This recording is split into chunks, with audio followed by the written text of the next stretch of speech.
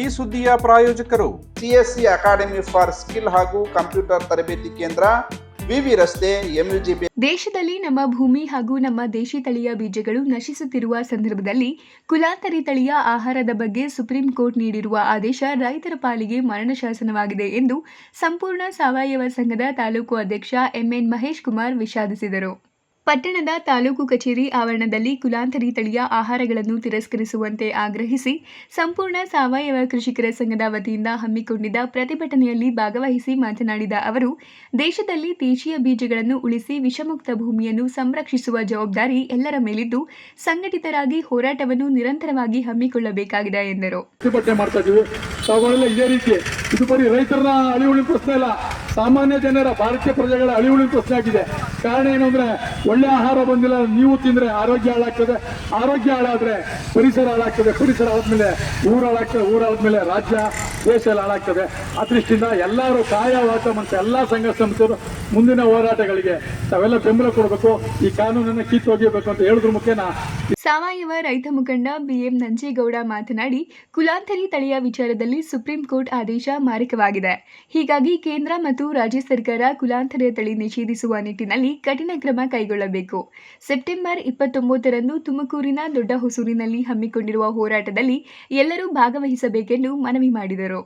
ಇಂಥ ಹೋರಾಟದ ಮೂಲಕ ರೈತರು ಸಂಘಟಿತರಾಗಬೇಕಾದ ಅನಿವಾರ್ಯತೆ ಇದೆ. ತಾಲೂಕಿನಲ್ಲಿ ರೈತ ಸಂಘವನ್ನು ಬಲಿಷ್ಠಗೊಳಿಸುವ ನಿಟ್ಟಿನಲ್ಲಿ ಎಲ್ಲರೂ ಕಾರ್ಯಪ್ರವೃತ್ತರಾಗಬೇಕಿದೆ. ಮುಂದಿನ ದಿನಗಳಲ್ಲಿ ಎಲ್ಲರ ಸಹಕಾರ ಹೋರಾಟ ತೀವ್ರಗೊಳಿಸಲಾಗುವುದು ಎಂದು ಹೇಳಿದರು. ಇಲ್ಲಿ ಎಲ್ಲ ಸರ್ಕಾರಿ ನೌಕರು ಕೂಡ ಯಾವತ್ತು ಬಂದು ಈ ತರ ಬೋರ್ಡ್ ಇಟ್ಕೊಂಡು ಬಂದು ಪ್ರತಿಭಟನೆ ಮಾಡ್ತಾರೆ, ಅವತ್ತು ಈ ವಿಷಮುಕ್ತ ಆಹಾರಗಳನ್ನು ತರಿಸಕ್ಕೆ ಸಾಧ್ಯ ಅಂತ ನಾನು ಭಾವಿಸ್ತಿದ್ದೇನೆ. ನಾವು ರೈತರಷ್ಟೇ ಅಲ್ಲ, ಈ ದೇಶದಲ್ಲಿ ಯಾರು ಜೀವಿಸ್ತಿದ್ದಾರೋ ಪ್ರತಿಯೊಬ್ಬ ಮನುಷ್ಯನೂ ಕೂಡ ಇದು ಅತ್ಯಮೂಲ್ಯವಂತ ಹೋರಾಟ. ಇವತ್ತೇನು ಸುಪ್ರೀಂ ಕೋರ್ಟ್ ಅಲ್ಲಿ ಇದು ಸ್ಟೇ ತರಬೇಕು ಅಂತ ಇಟ್ಕೊಂಡಿದ್ದಾರೆ. ಇನ್ನೊಂದು 1 ತಿಂಗಳು 2 ತಿಂಗಳು ಘಟನೆ ಇದು.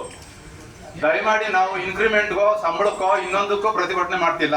ನಾವು ತಿನ್ನತಕ್ಕಂಥ ಆಹಾರ ಶುದ್ಧವಾಗಿರ್ಲಿ, ನಮ್ಮದೇ ದೇಶದ ತಳಿ ಆಗ್ಲಿ, ನಮ್ಮ ದೇಶದ ನಾವು ಹಿಂದೆಲ್ಲ ನಾವು ನೋಡ್ತಿದ್ವಿ ಸಣ್ಣವರಿದ್ದಾಗ, ಬಿತ್ತನೆ ಬೀಜಗಳೆಲ್ಲೂ ಬಟ್ಟೆಲ್ ಗಂಟಾಕೋ ಮಡಕೆಲೋ ಅಥವಾ ಹೀರೆ ಬದನೆ ಎಲ್ಲನೂ ನಾವು ಇಟ್ಕೊತಿದ್ದೋ. ಈಗ ಅಂಗಡಿ ಮುಂದ್ಗಡೆ ನಿಂತಿರ್ಬೇಕು, ಆ ಬಿತ್ತನೆ ಬೀಜಗಳು ಬೇಕು ಅಂದ್ರೆ ದಯಮಾಡಿ ಇಲ್ಲ. ಮಾನವ ಸರಪಳಿ ನಿರ್ಮಿಸಿ ಪ್ರತಿಭಟನಾಕಾರರು ಪ್ರತಿಭಟನೆ ಮಾಡಿದರು. ಬಳಿಕ ತಾಲೂಕು ಕಚೇರಿಗೆ ತೆರಳಿ ಮನವಿ ಪತ್ರ ಸಲ್ಲಿಸಿದರು.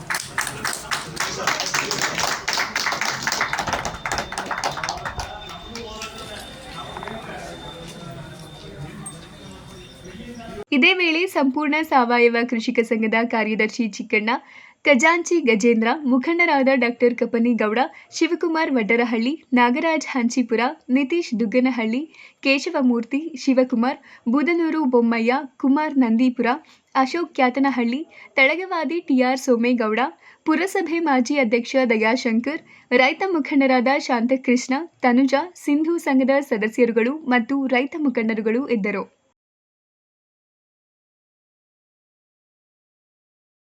ಕಂಪ್ಯೂಟರ್ ತರಬೇತಿಗಾಗಿ ಟ್ಯಾಲೆಂಟ್ ಹಂಟ್ ಪ್ರವೇಶ ಪರೀಕ್ಷೆ. ಪ್ರವೇಶ ಪರೀಕ್ಷೆಯಲ್ಲಿ ಅಂಕ ಗಳಿಸಿ ರಿಯಾಯಿತಿ ಪಡೆಯಿರಿ. ಪೂರ್ಣ ಅಂಕ ಪಡೆದವರಿಗೆ ಕಂಪ್ಯೂಟರ್ ತರಬೇತಿ ಸಂಪೂರ್ಣ ಉಚಿತ. ಪರೀಕ್ಷಾ ದಿನಾಂಕ ಸೆಪ್ಟೆಂಬರ್ 28 ಹಾಗೂ 29. ಯಾವುದೇ ಪರೀಕ್ಷಾ ಶುಲ್ಕ ಇರುವುದಿಲ್ಲ. ಹೆಚ್ಚಿನ ಮಾಹಿತಿಗಾಗಿ ಹಿಂದೆ ಸಂಪರ್ಕಿಸಿ CSC ಅಕಾಡೆಮಿ ಫಾರ್ ಸ್ಕಿಲ್ ಹಾಗೂ ಕಂಪ್ಯೂಟರ್ ತರಬೇತಿ ಕೇಂದ್ರ, ವಿವಿ ರಸ್ತೆ, MUG ಬೇಕರಿ ಮುಂಭಾಗ, ಮಂಡ್ಯ. ದೂರವಾಣಿ ಸಂಖ್ಯೆ 9036652711 9741789454. ಮತ್ತೆ ಕೆಟ್ಟಡ, ಹಿಂದೆ ಭೇಟಿ ನೀಡಿ ತರಬೇತಿ ಪಡೆಯಿರಿ.